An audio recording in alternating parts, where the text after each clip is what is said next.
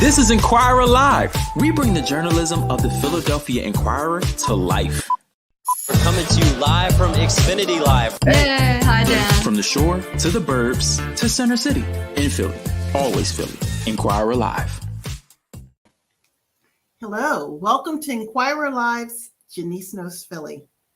I'm Jenice Armstrong, columnist for the Inquirer, and your host for today's show.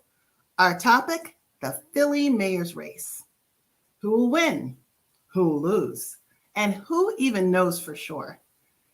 It's hard to believe, but we're less than a month away from the Democratic primary that takes place on May 16th. Given how things go in this city, the winner could likely be Philly's next mayor. To talk about it, my guests are Denise Clay. She's a columnist with the Philadelphia Sunday Sun. She's also a co-host of Philadelphia Hall Monitor. Also meet Will Mega. He's a political strategist and a broadcaster with Will Mega TV. Hi, welcome to the show. All right, let's get to it. We're awaiting the results of the city's first public poll. Meanwhile, private polls that have consistently made the rounds in political circles show that no candidate has broken away from the pack. Right now, the top 5 candidates each appear to be taking between 10% and 20% of the vote. What do you make of that, Denise? Well, I would probably have a lot more faith in it if I knew the size of the vote. But that depends on how turnout goes. More so than in any other election, this is going to be a turnout election. If you can get all of your people to the polls, you're most likely going to win. And you're going to need to, get as many of your people to the polls as possible, because you're right. There's so many people and there's not a lot of wiggle room between anybody. And, it's kind of weird to see this going on, but that's because there's a significant percentage of undecided voters. And for the first time in a long time since I've been covering these races, undecided voters probably will sway the election somehow. 100%. You have any thoughts on that, Will? Well, actually, voting has already begun. People have already gotten their mail-in ballots. This will be the first time we will ever witness a mail-in ballot mayor's election to this capacity. And so it's not just getting your people to the polls, it's making sure your people vote by the 2 options they have to vote. And so I would say this is not just a turn-out election, but this is a turn-in election. Are you going to turn in your ballot in time enough? Are you going to fill it out when you mail it in? And Philadelphia has done a pretty good job of mailing in ballots. And so I think this has all to do with being able to communicate with your voter base, having reached out to that voter base early and often, and then making sure you have some surrogates that who will make sure that the people that you have targeted to mail in ballots, because there is a list of people who've been mailing in, actually mail in their ballots. Yes. So turn out, turn in, and tune in. I'm a little bit worried that some folks aren't paying as much attention to it as we are. Well, part of that is probably because you have too much to pay attention to this voting cycle. It seems like every time I turn around, I'm getting a press release asking me to come to a forum. Hall Monitor and the Philadelphia Sunday Sun, which I also write for, are part of the Every Voice, Every Vote program that the Lenfest Institute instituted for this election cycle. And literally every time I turn around, I'm getting, come to this forum to talk about this, or a forum on that, or a forum on the other thing. And right now, there's too many forums. And because of that, the people who really need the information can't get to them all. I appreciate the fact that Lenfest did this, and it was great that they put money into trying to get people out to vote. But I think that if some of those forums would have been combined, if folks would have gotten together and say, hey, let's do a bigger forum on this particular set of topics, that maybe people would have a little less trouble getting engaged. Mm-hmm. That's a good Well, point. I see it a little differently, because Philadelphia is a city of neighborhoods, and when they've given us so many options and placed these in the neighborhoods, we have been able to see how in tune and in touch the candidates are with the nuances of the neighborhood. We've seen Jeff Brown go afoul just not having enough understanding of our nearby neighbor in Chester. So, and if you go down to P, South Philly, and you're talking one thing, and you come to West Philly, Winfield, or the Northeast, and you're talking another thing, like Jeff Brown did, we begin to get a feel of who you are. But had we had just one big old shebang, he wouldn't been able to flip flop the way he did. So I'm happy that they've gone this route. But additionally, there are far more forums by which people are being able to get information, like this one, like Denise Clay Murray when she's on WRD. We're here, Jenice Knows Philly, and on Will Mega TV. People are being able to get information in different ways. And now that we live in the communication age, it's not just people driving around in caravans and putting up signs. Yeah. This is direct targeted marketing. If you get an ad or you see a commercial on your television from any candidate, it's zeroed down to that zip code now. It's not running citywide unless they choose to run it citywide. It's not even running citywide when you get messaging on your social media. This is a very targeted marketing campaign. This is political science at its best. Political science at its best. And it reminds me of a reader question that we got in early. This is from Cheryl Mobley Stimson. And I'll only read you the first part. She asked, does anyone else see the mixed messages? And she said, can they be called code switching messages? You know, people who say one thing when they're in one neighborhood and another thing in another neighborhood. She's clearly talking about Helen Spin-Galley Gim. I call her Helen Spin-Galley Gim because she's always on a spin. She sees a crowd, she jumps in forward. Vote for me, I'll set you free. She goes down the street. Oh, we're against them? Oh, we're against those guys that were just over there. Prime example, the Union League. She goes to the Union League. I'm against the racist Republican that's getting the award here at the Union League. How dare he come out against black people and come out against black history and any and everything black. 2 days later, ting, ting, rubbing little elbows with those folks she was just calling anti-black. Yes, code switching at its best. Helen Spin-Galley Gim, aka the Chameleon, is Well, code switching. well, let's be fair here, because Sherelle Parker got a endorsement from the Carpenters Union, as in the folks that occasionally walk around in blackface at the Mummers Parade. So there's a lot of this kind of stuff that's going on. And the thing is, I don't know if That's not the same, though. That's not the same. Kind of is, Will. No, it's not the same. Let's be careful. Let's be careful also. A couple of people. It's not the whole union. So, and it's not even the majority. It's a few people act up every now and then. Just wanted to throw that out there about the Mummers Parade. Right. So those are it's not that the union went there at the Mummers Parade as a whole and as an individual. These are people who have voted on how they want their textile to go. This guy comes from out of town, right? Mm-hmm. And just days later, after both the black Democratic ward leaders have come out against Helen Gim because of this, right? If the black community and representatives were so much against Sherelle Parker and the labor union you're referring to, I think we would have seen that.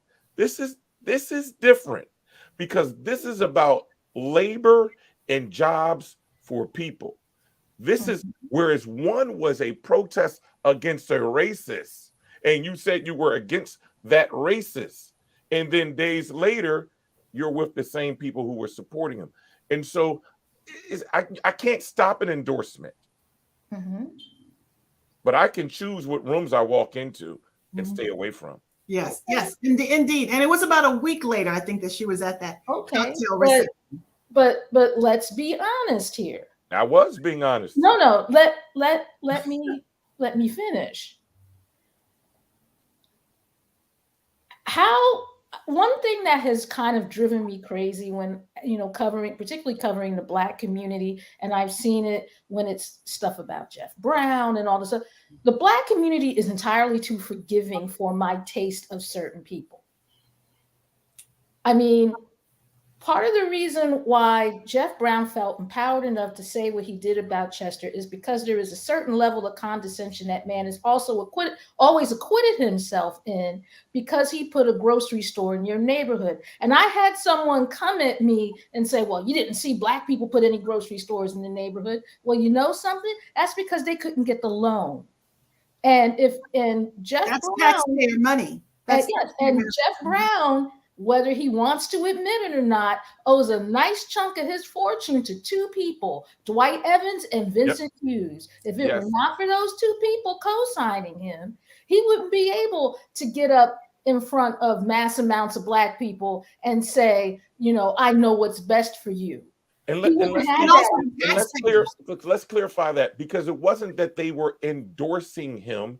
It was that, more specifically, Dwight Evans had a mission to rid Philadelphia of food deserts. And so because he was a grocer and he was a local grocer, Dwight Evans had the wisdom to say, I'm going to funnel taxpayer dollars to rid the issue of food deserts in Philadelphia. But that does not entitle you to my vote. And he has been acting like it does the entire campaign. And this is not a charity. He conveniently leaves that out all the time. For this. He's been well compensated for that. Oh, yeah. Okay, right, he hasn't done anything uniquely special. Well, I like his grocery stores, some of them. Well, he took one out of my neighborhood, and guess what I have now? What? One of those Dollar Tree, 67th and Haverford, West Philly, 34th Ward, 19151 zip code. So while he's touting all he did in neighborhoods, in my Black neighborhood, he got rid of it. So now I shop outside of Philadelphia. I have to drive to Montgomery County. That's a shame. Speaking of Black voters, about 42% remain undecided, according to a recent poll by the Philadelphia Tribune. That could spell some big trouble for some candidates. Let's talk about it. What are your thoughts, Will? Well, I've been in this game a long time. I started working in politics at the age of 9. I've never received one phone call, email, or hard copy mail to be polled. So I give polls some level of credit, but I give more credit to organizing and getting your vote out. And I don't know if that's ever measured. Is anyone measuring who's doing the best job of reaching out to their voters? No. I would say no. And this poll is they're only asking 1,000 people. And we're all waiting to see what it says. And there's going to be a lot of stuff read into it. But they're only talking to 1,000 people.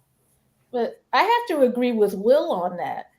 I mean, I get phone calls for all kinds of stuff, from, would you like to buy a new refrigerator, to, just to people asking me for campaign money. And then I tell them I'm a reporter, so why are you calling me and asking me to fund your campaign? But I have never gotten a call for a poll. And for the longest time, it was because of how we do polls.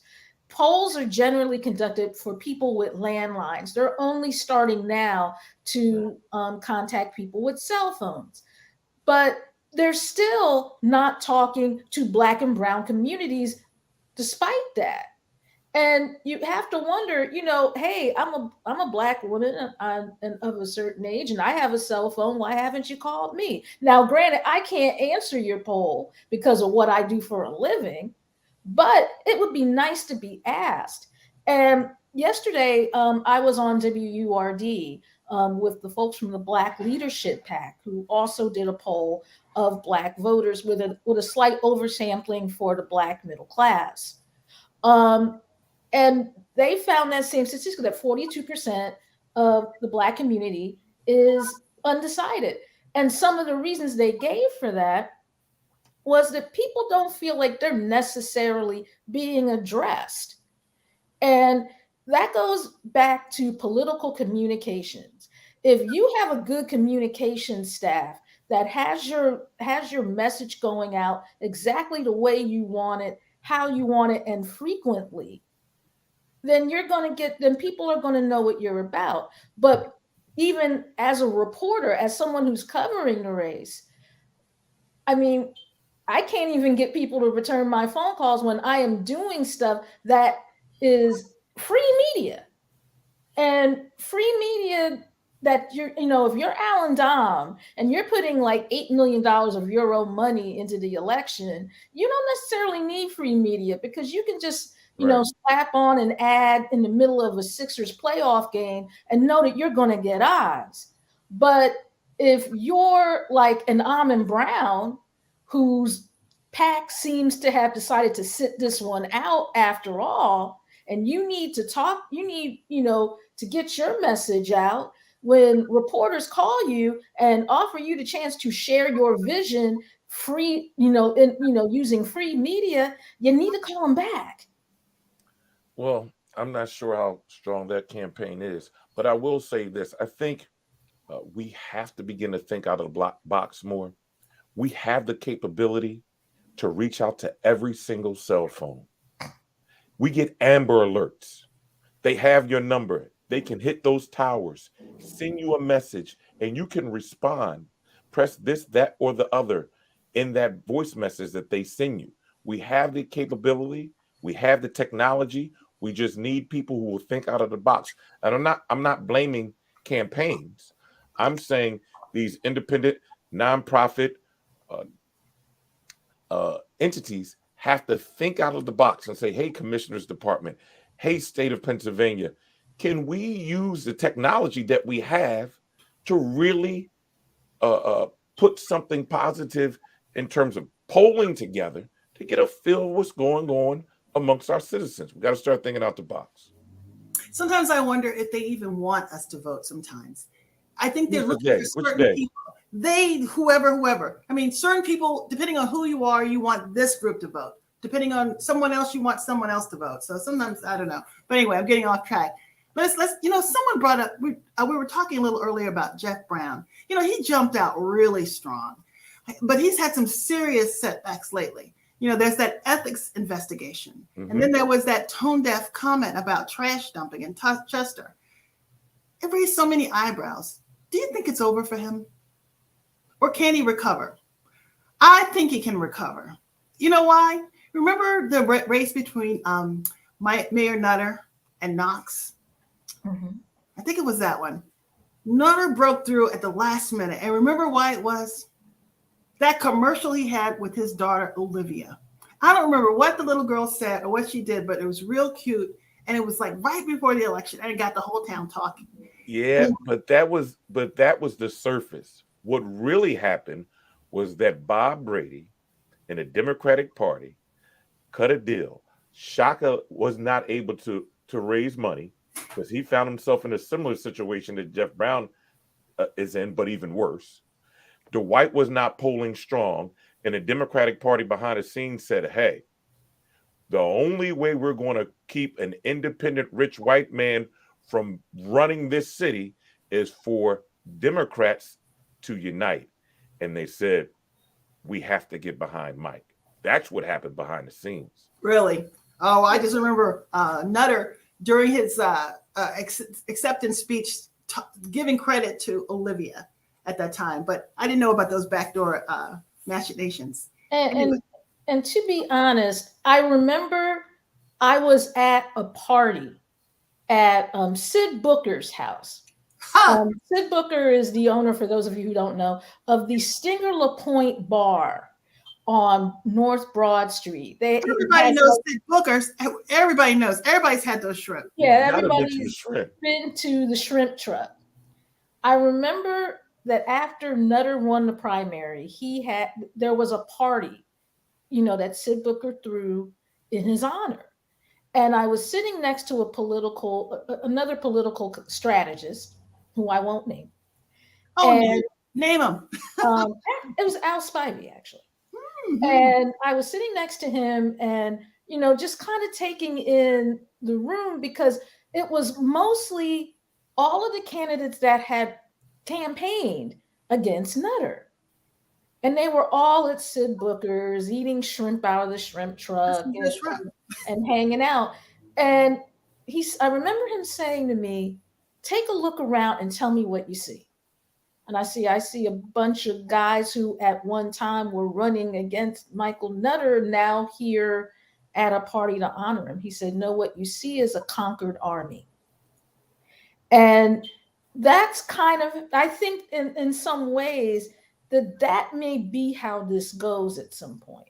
Although you have enough people running in this race that if the party came to them and said, we want you to drop out, they will use a megaphone to say, kick rocks in $5 flip-flops. Because there are also a lot of egos at stake. There are a lot of people who are still in this race that had no business entering the race in the first place. And most of it was due to the fact that their ego kind of made them want to do it. 100%. Well, right now, you definitely can see every other day the party coalescing around Sherelle Parker. Mm-hmm. Derek Green was in the race, former councilman. Derek Green just endorsed her. Over the last 2 to 3 weeks, every ward leader has come out for her, Democratic ward leader. Several elected officials. It's just going on and on and on. She's got momentum in her favor. Here's the rumor I heard about that.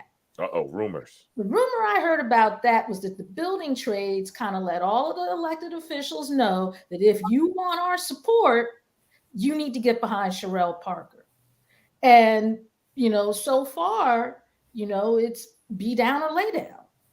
And I don't know if that's a true rumor or not, but it's certainly looking like it to those of us who know that some of these people might have supported somebody else under different circumstances. Well, hey, if it's not true, you're going to get a call from Brian Boyer. He's probably watching. Your phone will be ringing when you get off if that's not true. Okay, after the Fox 29 debate, I tweeted that the 3 female candidates really stood out the most. And judging from the feedback I got, a lot of folks agreed with me. And that makes me wonder if Philly is finally ready to elect its first female mayor. First female mayor. What do you think? Will this be the year that the glass ceiling finally gets cracked? Will, what you think? This is what I'll say. I hear often from Rebecca's campaign via email. Gim's campaign and Parker's campaign have knocked on my door. But I think this is the answer is yes. I think definitely will be a woman who will win this race. But I think it's going to boil down to the women who have always won the races for the Democratic Party, which takes me to this point. When we think about Philadelphia and what has driven and kept this city afloat, it's been the Black woman, whether it was Harriet Tubman with the slaves, freeing slaves, whether it was the Black women with the Free African Society, who in 1793 were making sure that everyone was sound and taken care of during the yellow fever epidemic. That was with our 48th mayor, who happened to be a major landowner syndicate and sent the city to the side and reached out to the Black women to take care of folks. Or as we push forward to today, when you have Dr. Ala Stanford coming to the forefront when it came to COVID. Black women in this city put in Obama. Black women in this city put out Trump. Black women in this city put in Joe Biden. I think it's going to boil down to which way Black women go. I agree with you on that, but it's also going to be interesting to see if Black women vote for Black women, That's a because good point. let's just keep it 100. Part of the reason why we got 4 years of Trump in the first place was because white women voted the way their husbands told them to, and Right, they told Democratic them, white Or women. they decided on their own they like yeah, Trump. but they decided that if it's a choice between being, if it's a choice between whiteness and womanhood, that whiteness was going to win all the time. It'll be interesting to see if Black women vote for a Black woman. I would like to think that they would. I would like to think that they would look at one of their own and say, you know something, I may not agree with everything she says and does, but I think she's smart and capable, and I would like to see someone who looks like me in the office. But I'm not going to bet money on that. I think you're right. I think you're right. Because we tend to be harder on each other than anyone else needs to. And I'm hoping that in this case, Is that what your sisters do to one another? yes. Okay. And you Okay, know, work on that. so I'm going to tell you some of the ladies, I need you all to work on that. Black women that I've approached, and I asked them, who are you going to vote for? Each of them, well, the ones I'm thinking of, each paused and sort of thought for a few minutes and then said, Parker. Let me tell you why. They said, all other things being equal. And I didn't detect a huge amount of enthusiasm about that vote for Parker. But, it's 6 of one, half dozen of the other for them for a lot of other candidates. So they said, well, then I'll go with Parker. So it's kind of like an identity politics sort of decision. But I say that, but since then, I've talked to some more ladies, Black women, and they're saying things like, this person or that person. And Parker's the name I hear repeated, but I also hear Jeff Brown's name and other people's as well. So who knows? so Who knows?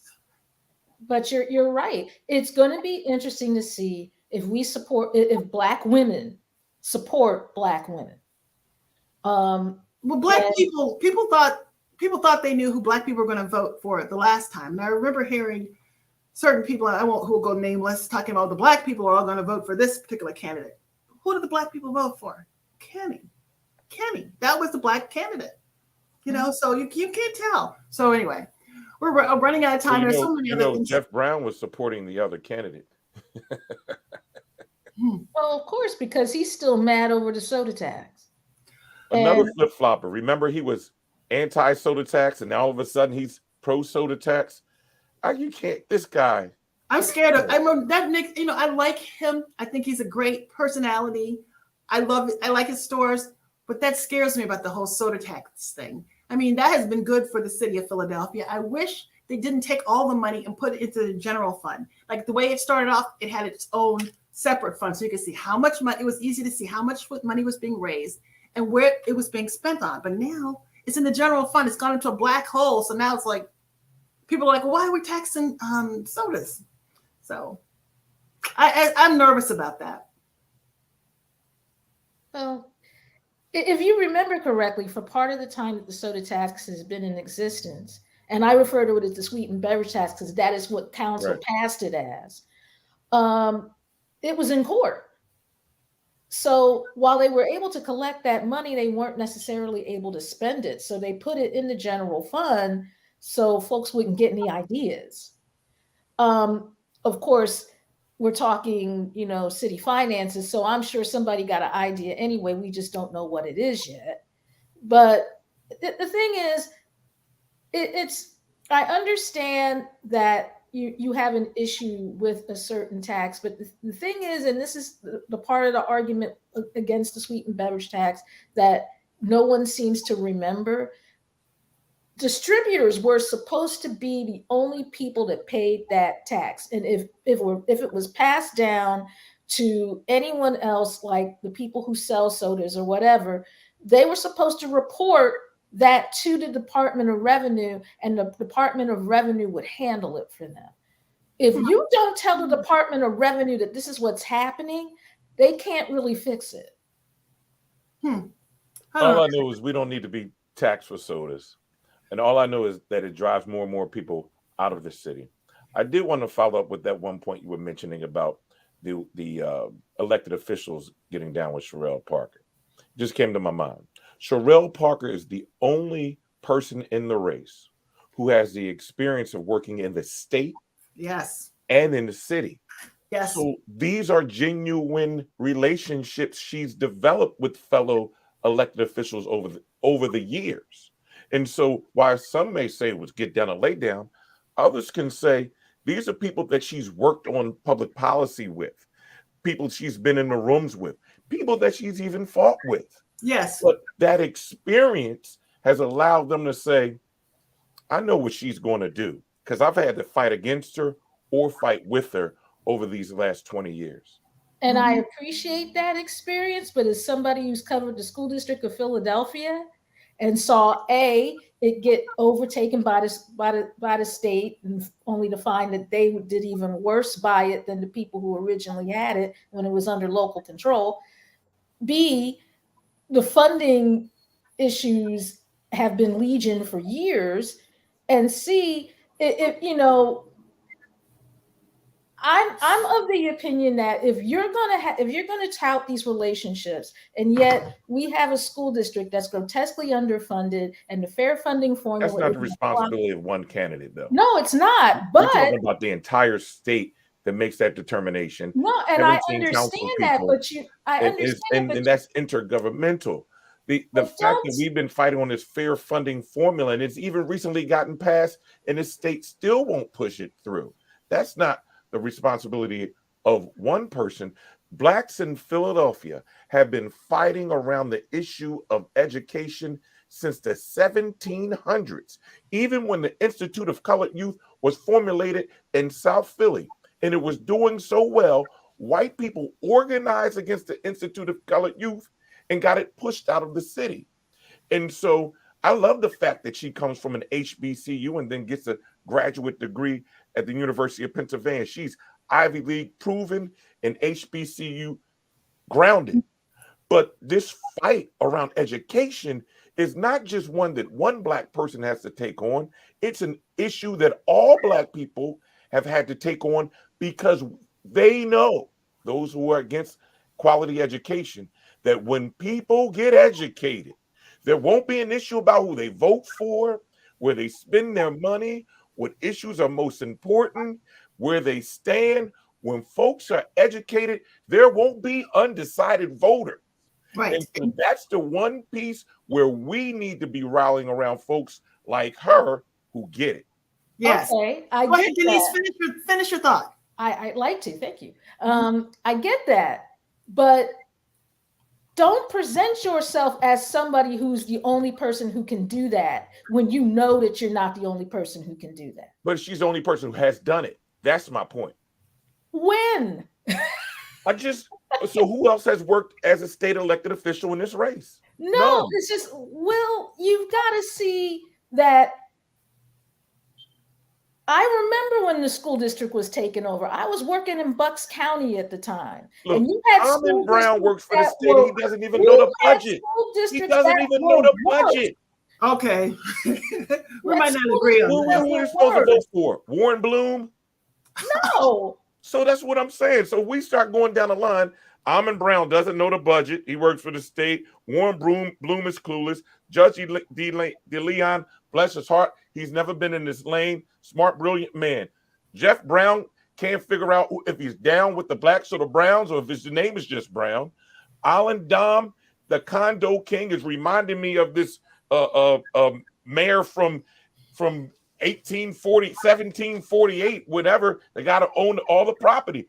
The media is coming out and saying, is there going to be a contradiction when this guy who owns 400 properties becomes the mayor? He says, oh no, I'm going to sell all my properties to my son. Oh yeah. And then at that point, what? Then you have someone like Rebecca Reinhardt, smart as a whip, but I would rather have seen her stay where she was because we needed her there. But I don't think she has the wherewithal and the core to deal with the issues of these neighborhoods in Philadelphia. This is one of those things where you have to have lived it. If you want to deal with what's going on in Kensington, you have had to live a little bit of the crack cocaine epidemic era. And that's the type of person and experience I'm looking for and who I'm going to support. And that's why it's looking like it's going to be a sister. Okay. Just a quick note for those who are watching, you can submit your questions in the comment section below. If you're watching us on social media, please go to inquirer.com/live to do so. Coming up with a plan to push back against gun violence should be the number one priority, in my opinion, of any mayoral candidate. Who do you think has the best proposal for that? Here's the thing. Everybody talks, first of all, there's too much of a reliance on hiring more police. I'm not saying we don't need more police, because we probably do on some level, but there are also things that we are asking police to do that they're not qualified to do. And maybe if we took them out of the lane of mental health or truancy or any of the other number of things that police are asked to do, other than, I don't know, solve crime, we would be much better off. But until folks address the main issue, which is at the center of most gun violence, Yes. we can have all of the good gun violence plans that we want. Until we address poverty, until we address the fact that we are the poorest big city in America, and it seems like everybody is talking around that issue, until we address poverty, it's not going to matter how many police we hire or anything like that, because the root cause, the main problem, is still going to be there. Yes. Yeah, that's where I differ. So one of the things I've seen with the gun piece is that if there's anything I need, every person running for office, council at large, local, a mayor, whether you dropped out or not, in those first 100 days on whoever it is, I need folks to sit down and give us the best that they had around gun violence, and sit around this and come to an agreement and say, let's agree that this is probably would work, right? But I also need us to be honest and say, poverty alone is not the biggest issue. It's morality. When we came up out of slavery and we didn't have a pot to in or a window to throw it out of, and we weren't killing one another. We were united around our morality. And so until we recognize that the Black community, parts of the Black community is being held hostage because the overwhelming majority of the people who are shooting and being shot are coming out of the Black community, gets back to placing morality first. I don't care how much money we had. Drug dealers had all kind of money, and they were still shooting one another. Good point, and really well put. Will. All right, we're running out of time, so let's do a lightning round. Let's pretend that this is May 17th. Okay, who will be the city's next mayor? Don't overthink it. What's your prediction? I'll go first.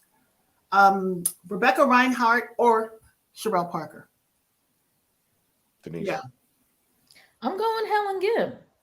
And the reason why I'm going Helen Gim is because out of all of the people that you've met that are running for this office, she's the only one that's managed to get over 100,000 people to buy into her vision and actually win an office that way. The only other person that got more votes from her than her in the last election cycle like this was Mayor Jim Kenney. And I know that my saying that is not a popular thing, and I get it, but I don't necessarily focus on personalities. I focus on numbers, and that is what the numbers are telling me. Mm-hmm. What do you think, Will? And I'm going to say what I said before.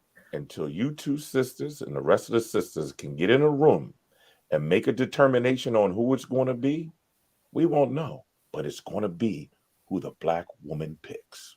I love it. Well, you know, journalists, sometimes we get in this habit of getting into this horse race thing. And in all seriousness, you know, this is not a horse race. You know, elections have consequences, real life consequences that this city is going to have to deal with for the next 4 years. after we're on the other side of all of this, what is the change that you most hope to see? I mean, you might have already touched on it, I think. Like, and mine, I would love to, like Denise was talking about the poverty thing. I'd love to see something done. I don't know what. I don't have the answer. I'm not running for mayor. And if I did, I'd have a darn good answer for how to address that.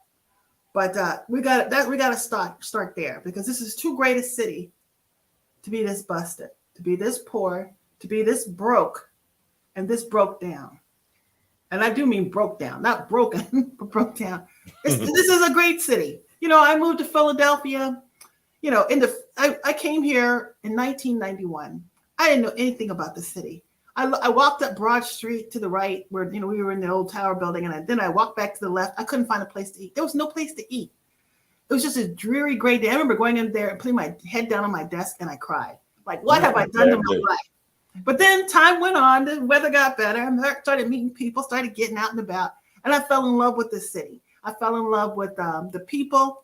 I fell in love with the promise also, and what Philly could be. And it was getting better. You know, they had a Center City District. Rendell came in with the convention center. They were talking about gambling. Everything felt like it was on the up. It doesn't feel like that anymore. Anyway, end of speech. What's the change you'd like to see? Well, I think that whoever the next mayor is, and I understand that, you know, Center City and getting it built up was important, but I want to see emphasis on the neighborhoods. Okay. I want to see, I mean, sure, you have pockets, like you have parts of Kensington and Brewery Town and stuff that are like built up and thriving, and lots of nice restaurants and places to hang and stuff like that. I want to see whoever the next mayor is, remember that you are not just the mayor of Center City. You are the mayor of Philadelphia, and to conduct yourself accordingly. I'm going to go with the same thing. I want a mayor from the hood who's going to look out for the hoods. I want a mayor who understands that if we want to have quality businesses, that we have to invest in our schools and fight for the interest of placing more Black male educators in our school. I want someone to identify a pipeline and invest in a pipeline for young Black males to be able to go to Cheney and Lincoln for free and come back and teach in our schools. There's only 1% of Black males in our schools, and there's a reason for that. And finally, I want a mayor who has enough guts to push the president of the FOP and whoever's going to be in charge of, you know, Krasner or whomever, into a room and say, enough is enough. Enough is enough. Until you two fools get this together, this city won't move forward, and we'll let everyone know and get everyone corralled around and say, you two need to get this together. Can I get the pay-per-view rights for that? I'm sorry? Can I get the pay-per-view rights for that? You really well put, Will, and we really need that to get on the same page. About that. Well, that's all we've got time for. Will, Denise, thank you so much for coming on the show. It's been awesome. Please come back again and let's talk some more, maybe on the other side of this race. Right. All right. Thank you. Thank you. You know, can I leave one last word? Certainly. I just met and interviewed an amazing city council at large candidate named Dr. Williams. I'm not going to mess up her first name. She's a sister with 2 doctorate degrees. She is amazing. Be on the lookout for Dr. Williams for city council at large. And yes, check out Will Mega TV. You've been doing some great interviews with the candidates. You know, they're short, he gets to the point, and they're excellent. And also follow Denise, the writer. She's always on top of everything, as you can see. What's the best way for folks to follow you, Denise? Well, you can follow me on Twitter until further notice at Denise, the writer. And that's also who I am on Instagram. And you can also Follow me at Hall Monitor WPPM and check out check out our show, the Philadelphia Hall Monitor, which focuses on City Hall, City Council, and what people are doing with your tax money. Fantastic. Thank you both. I'm Will Mega TV everything. Will Mega TV, Twitter, Will Mega TV, Instagram, just Will Mega on Facebook, and Will Mega TV on YouTube. Make sure you subscribe. Yes, it's good. All right. Thank you both. And later. Thank you all for watching Inquirer Live's Jenice Knows Philly. We hope you enjoyed this conversation with our guests. For you in the audience, please head over to inquirer.com/live to learn more about our upcoming shows. I'm your host, Jenice Armstrong, columnist for the Philadelphia Inquirer. Have a great evening. And don't forget to vote.